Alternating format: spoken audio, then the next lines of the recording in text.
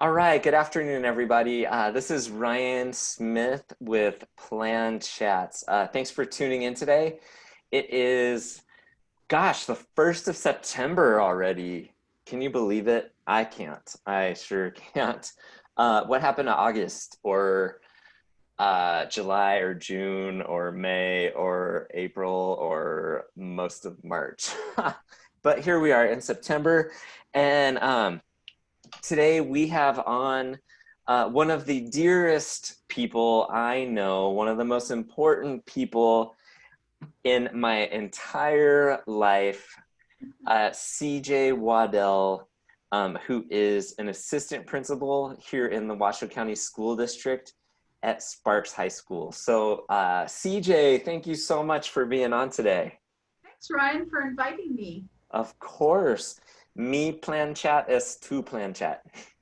Oh, Um, Yes, a little cheesy joke there. But CJ, so uh, I know you really well, but um, there are many teachers across the state of Nevada that have never gotten the opportunity to meet you. So tell us a little bit about yourself and what your current role is at Sparks High School. well, currently I'm an assistant principal. I'm the current curriculum assistant principal at Sparks High School. I work with all of the master scheduling, the master calendar. I'm also working quite a bit with attendance, with our dean of attendance, and the online distance learning with Ingenuity. In addition, I have lots of hats really.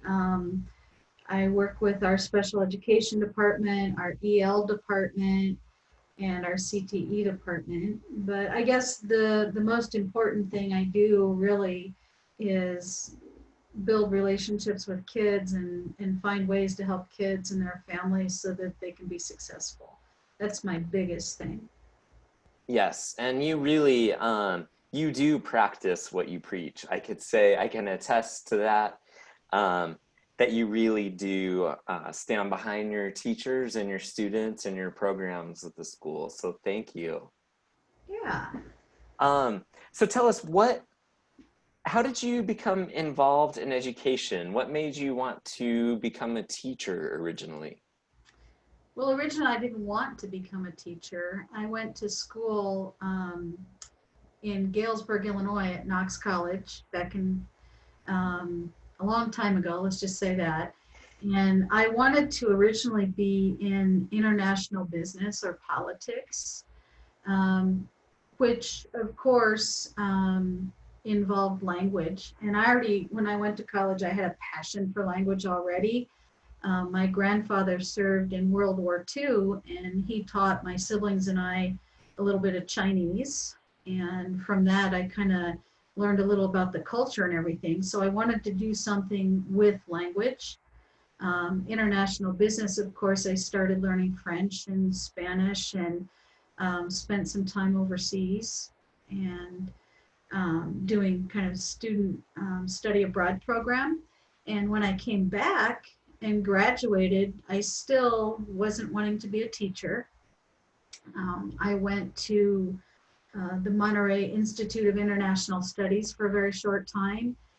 And it was then that I decided I really did not want to be an international business person or do anything with international studies. I actually liked language better. So I went back and finished my master's degree in medieval French literature, still not wanting to be a teacher, wanting to be a translator. But I was forced at Arizona State University to teach. And it was there at Arizona State University teaching first and second year French that I really decided, yeah, I like teaching and wanted to be a teacher. My plan was to stay at the university level, but one of my friends said, no, you should try K-12. You would love it. And I said, no, I would hate it. And eventually I tried it and I've never looked back. I love what I do. I love working at the high school level and working with kids and language and getting kids to the next level. So I didn't grow up thinking I'm going to be a teacher, um, but nevertheless, that's what I do and that's what I love, and I'm glad it happened this way. Awesome. And I know you love French and the French culture, and you frequent France for vacation time. And so what drew you to French in particular? And maybe not, you mentioned that you were learning Chinese at one point. So what was it about French that really drew you in? Well, I don't know.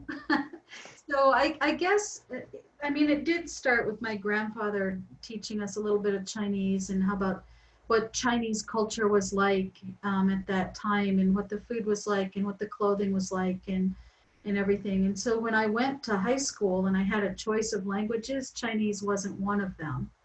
Although one of my best friends was from Taiwan and she spoke Chinese and went to Chinese school, I wasn't allowed to go with her, unfortunately, because I just wasn't, I guess. So I had Spanish and French to choose from, and French just seemed really cool and like it was very different and not a lot of people were doing it. And one of my best friends was taking French. But once we started going, I realized I loved it. But not only that, I loved language, I loved culture, I loved everything that learning a language represented. So by the time I was a senior, I was taking French and Spanish in high school. And then when I went to college, I had French and Spanish, and I added Italian. And I just kept collecting languages. French is, it's the easiest for me. It was the first one. I went to school in France in Besançon, so it's the one I'm strongest in. But really, any language, any culture, I am a nut for it. I want to learn it. If anyone out there is planning a trip to France or wondering where to go, like maybe for the best cuisine or champagne, ask, email CJ. She's gonna get like 500 emails Thanks, now.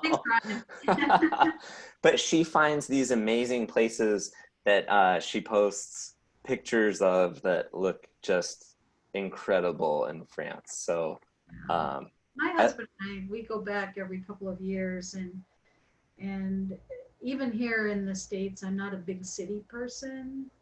Ryan, you know, I like the little off the beaten path, friendly people places. And yeah, so we find lots of cool places where we can meet people and share their lives with them. yeah, definitely. So now I'm going to ask you as Principal CJ, um, why do you think it's so important for students to not only take a world language class, but become proficient in world languages, beyond the 2 years that a lot of students take? Why is it so important to to keep to keep on going in the language until proficiency? Well, I think they honestly should go farther than that. I think all kids should take 4 years in high school and go on to college and take it and continue immersing themselves in language and culture.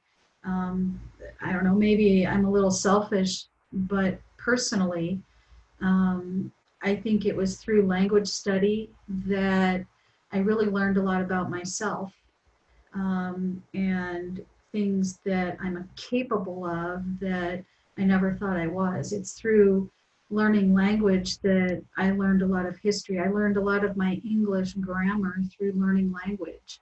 I learned a lot about the world as far as I'm very not egocentric. I love experiencing new peoples and things and ideas. And I think without that exposure to language to learn that there's more than one way of doing things, it's more difficult to push forward and learn. about and learn to respect the different cultures in the world. Um, Language is a new way to discover not just who you are, but I guess what you're capable of doing through language. So I think everybody should learn a language besides their own. Yes, besides their own. And Yeah, people should know their own also. I agree. I agree. And I'll tell you, my husband, um, he's probably watching this now, so I have to be careful. But when we travel, it used to be in the beginning that I was the translator and I played the translator for everything, whether it was French or Italian or Spanish or whatever. And until he really cracked down and started learning language and studying French, he didn't enjoy our trips as much because he couldn't really fully experience everything that was going on around him. And he studies his French every night now, trying to make sure that he's more proficient so that on our next trip, he can fully understand what's going on. Oh, good. I'm gonna quiz. Now that I know that, I'm gonna quiz him next time I see him. He's doing really well. Be careful. He's real frustrated right now with numbers. Uh-oh. He skipped numbers and he can't figure out why we multiply and add and all of that with our French and Spanish numbers, but he'll be okay. You know, I have to say, as a friend, I took French for 6 years before I ever took Spanish. Oh, nice. And I remember numbers was always a challenge in French. It was. Unfortunately, I mentioned to him that in some French speaking countries, like in Canada, in Quebec, or in Belgium, they don't count that way and they actually have a number for 70, 80, and 90. They'll say Oh, 70, 80, and 90. And so now he says, okay, well, I'm just going to use that system of counting. So yes. sorry, I told him. So French teachers out there, so you can retain more students by teaching them the simplified way how they count in Belgium. I Don't told me, scare them away. yeah. Um, and then CJ, I know that you do quite a bit of advocacy within your own school to really protect language programs and language teachers and language students, even if um, you know, it requires extra recruitment or running courses that aren't as crowded as other courses. Um, and for those of you that don't know, language is not required in the state of Nevada for graduation. It's a purely an elective class. So um, talk to me a little bit about why that is so important to have a rigorous world language program.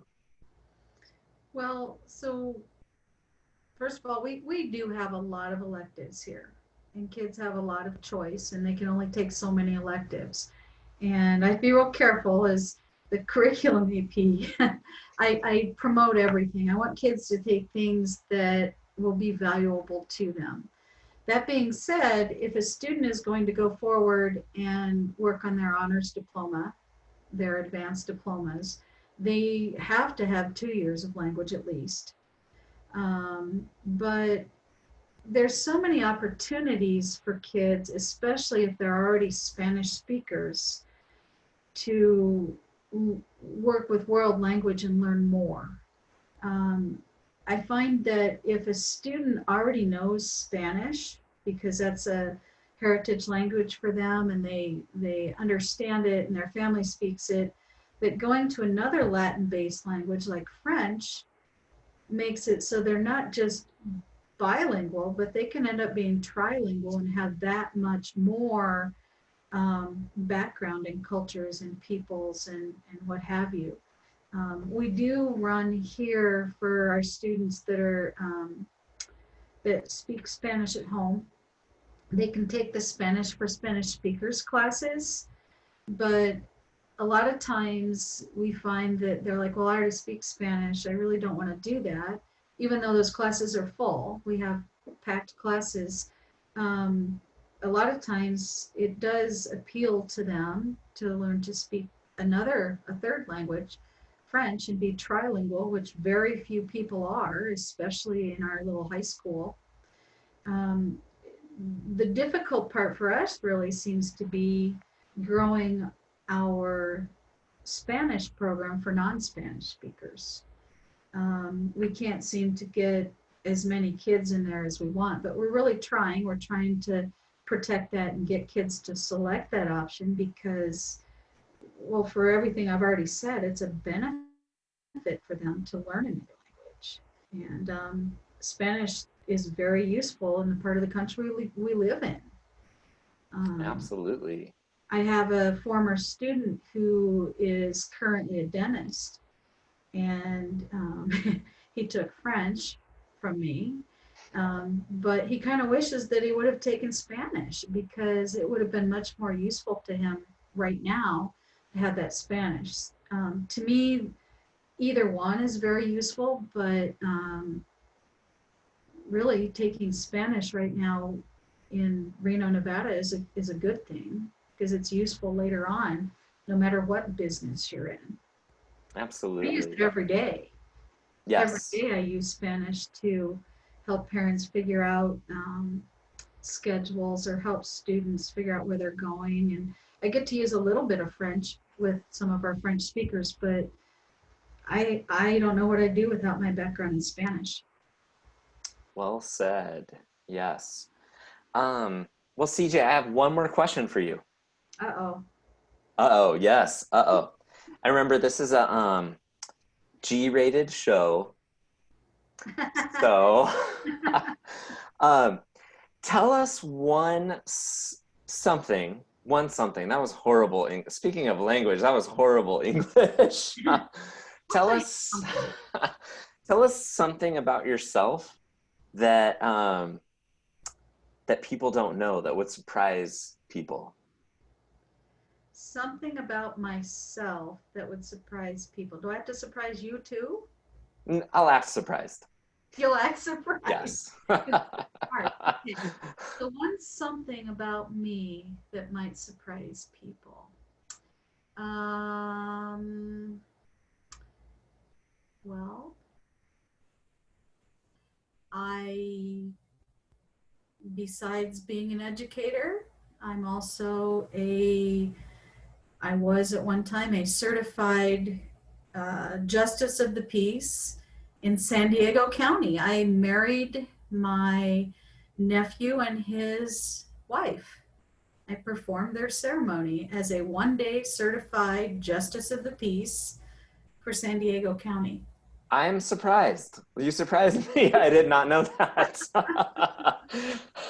It was I the thought, hardest thing I've ever done. I almost didn't get through it without crying. yes. I thought you were going to talk about your new artwork. Well, I do have, I don't have it here to show, but my husband just, on a whim, told him I wanted a Pablo Picasso. And so he got me a signed Pablo Picasso print. I believe signed in 1954, something like that. It was a little bit one of the really earlier works. But yes, I have that too, but that wouldn't have surprised you because you've seen it. Yes, I would have acted really surprised. Oh. Well, CJ, thank you so much for taking time out of your busy schedule. I know this is a hectic time of year, and thank you for taking time to be on Plan Chats today. We really appreciate it. Ryan, I always have time for you and I always have time to talk about language. So Thank you so much. And thank you for all you do for education and for your students and teachers at Sparks High School. you're welcome. Um, And that will do it for Plan Chats today. Let's see, next week will be September 8th, and we are going to have on another former French educator. Her name is Nicole Naditz, and she is a former ACTFL Teacher of the Year from our neighbors, the Golden State of California. So Nicole Naditz will be on next week. Thank you all. Please be safe. We hope you're safe from the fires and the smoke and the heat and the COVID and everything. So be safe, and we will see you next week. Bye. Bye bye.